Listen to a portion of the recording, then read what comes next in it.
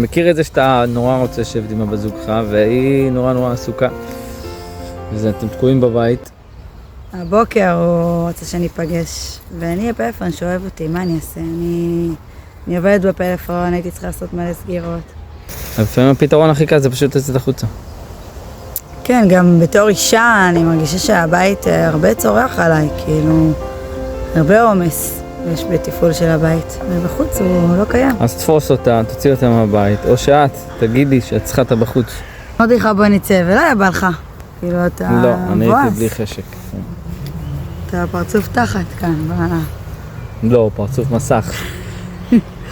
לא בא לך על החולשה הזאת. אני רוצה לצאת כי בסוף אני ארוויח מזה.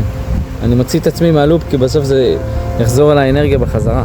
אתם מבינים? אנחנו מרוויחים. במקום הלופ, המינוס הזה, הזרימה וההתפתחות שלנו זה מה שאנחנו מרוויחים מהדבר הזה, שקורה בינינו. אני ממש מאמינה שהחיים הם מדדים. כאילו זה לא מילה גסה להגיד אני עושה בשביל שיהיה לי טוב. אני עושה בשבילך טוב כדי שיהיה לי טוב, כאילו שיחזור אליי, שיהיה טוב בינינו. בשבילי ולא בשבילך, זה בשבילנו. ואם זה מוציא אותך מהלופ, כאילו, אז יאללה,